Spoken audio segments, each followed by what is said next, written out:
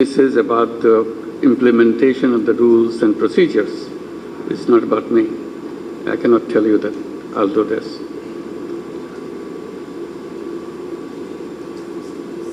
So they will not leave and I will not come out. This is the problem. I'm very happy that finally I could meet you for the first time in my new role.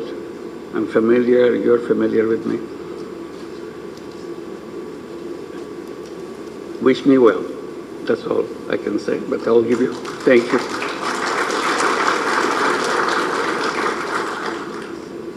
I hope we can all make it. It's a great country, great people,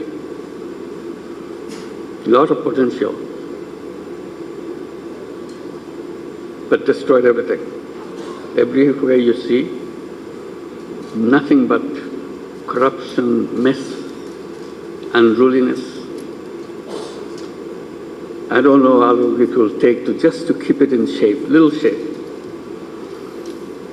So this is the beginning of that process. I hope you'll have patience and stay with us, help us to make that great country that we've always felt about.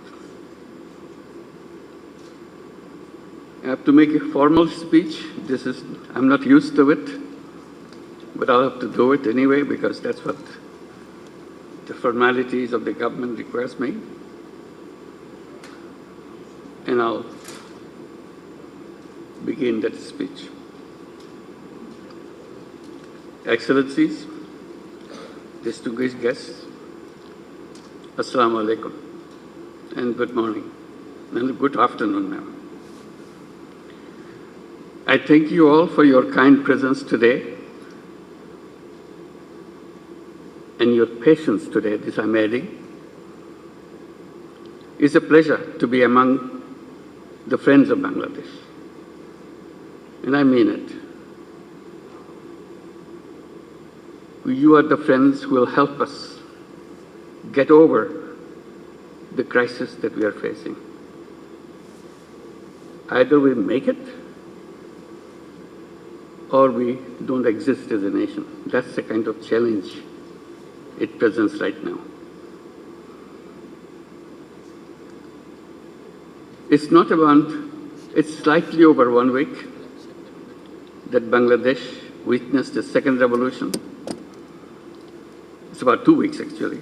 Hundreds of thousands of our valiant students and people rose up against the brutal dictatorship of Sheikh Hasina. She fled the country, but only after the security forces and her party's student wing committed the country's worst civilian massacre since country's independence. Hundreds were killed, thousands were injured. I hope you can help us in restoring the health of the wounded young people, mercilessly attacked by forces and student wings of the party.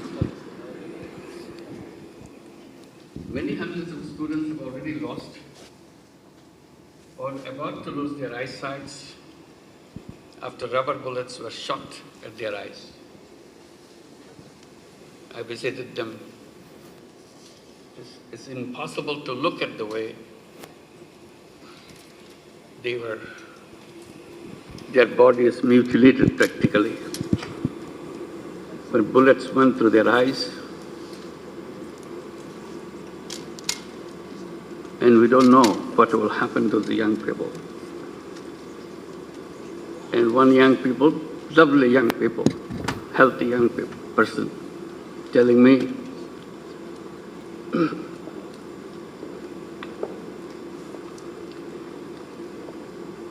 I wanted to be a cricketer.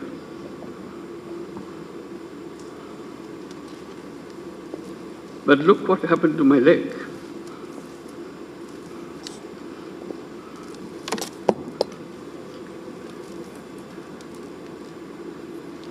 I couldn't talk to him.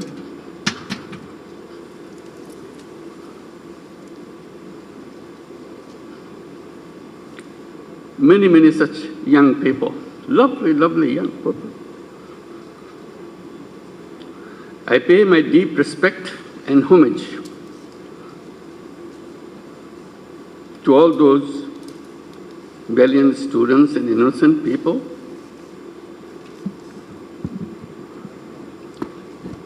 who made the supreme sacrifice.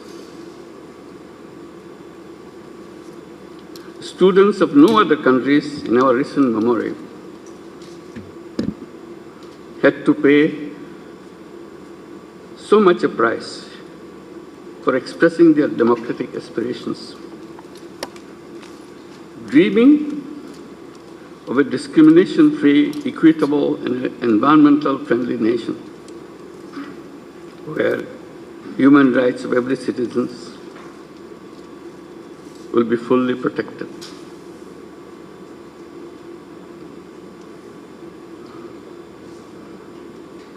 I took over the responsibilities of a country at the request of these students, a country which is in almost always a completely mess. In their efforts to stay in power, Sheikh Hasina dictatorship destroyed every institution of the country. Judiciary is broken. Democratic rights suppressed through a brutal decade-and-a-half-long crackdowns in every way. Elections were rigged blatantly. Generations of young people grew up without exercising their voting rights. They never had an opportunity to go to a polling booth. Banks were robbed with full political patronization. And the state coffer was plundered by abusing power.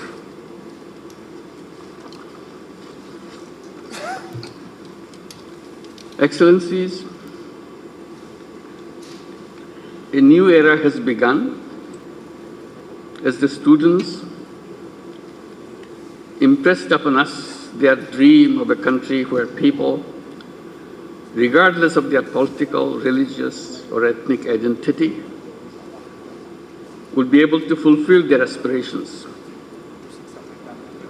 and enjoy full freedom of expression, with the government upholding democracy, justice, and human rights, and freedom of speech.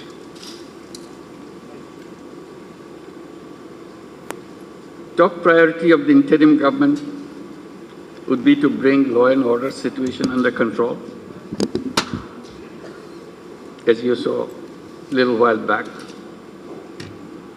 it was delayed because I was unwilling to bring police to let them go. I said, let's talk. Let's be peaceful. That's why it took time. We will be close to normalcy within a short period, I hope. I hope. With the unwavering support of our people and patriotic armed forces. The police force has also resumed their operations. The armed forces will continue to serve in aid of civil power as long as the situation warrants. Our government remains pledge-bound to ensure safety and security of all religious and ethnic groups. We have also made it a priority to ensure justice and accountability for all the killings and the violence committed during the recent mass uprising. I have spoken to the UN Human Rights Chief, Volker Turk. I welcome the UN Rights Office's move to send a UN-led fact-finding mission. We want an impartial and internationally credible investigation into the massacre and the subsequent due judicial process. We'll provide whatever support the UN investigators need.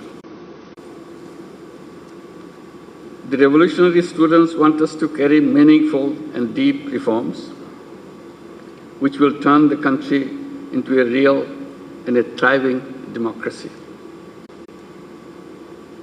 The task is huge, huge, but I feel it's doable. And we need your support for that to make it happen.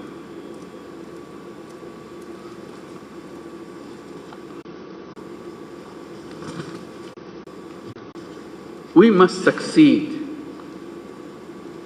We don't have any other option.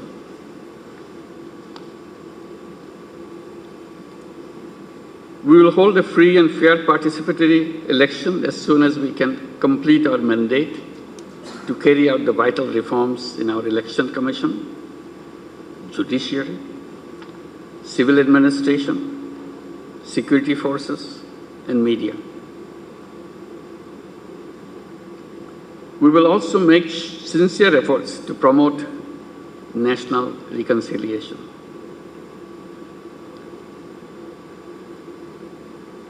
We will undertake robust and far-reaching economic reforms to restore macroeconomic stability and sustain growth, with priority attached to good governance and combating corruption and mismanagement. We are steeped into that. We'll uphold and promise all our international legal obligations, including international humanitarian law and international human rights law. Our government will adhere to all international, regional, and bilateral instruments it is party to. Bangladesh shall continue to remain an active proponent of multilateralism with UN at the center. We look forward to maintaining and enhancing Bangladesh's contribution to the UN peacekeeping operations.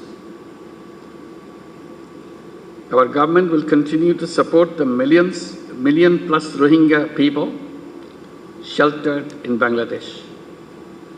We need sustained efforts of the international community for Rohingya humanitarian operations and their eventual repatriation to their homeland, Myanmar, with safety, dignity, and full rights. I am encouraged by the words of the support by our international friends and partners. I have been receiving many letters from heads of states, heads of governments. It encourages me a lot. Our government will nurture friendly relations with all countries in the spirit of mutual respect and understanding and shared interest.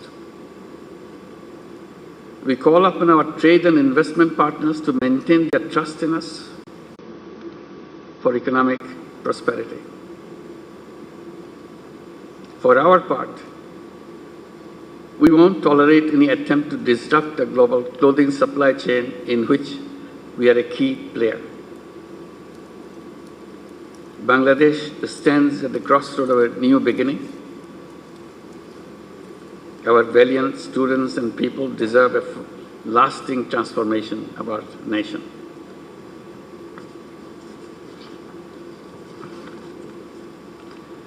It's a difficult journey. We need your help, lots of help along the way. We need to fulfill the aspirations of the people of this country. And we have to do it sooner because they were deprived so long. We have to create opportunities, build a poverty-free and prosperous new Bangladesh. We believe all our friends here and partners in the international community will stand by our government and the people as we chart a new democratic future.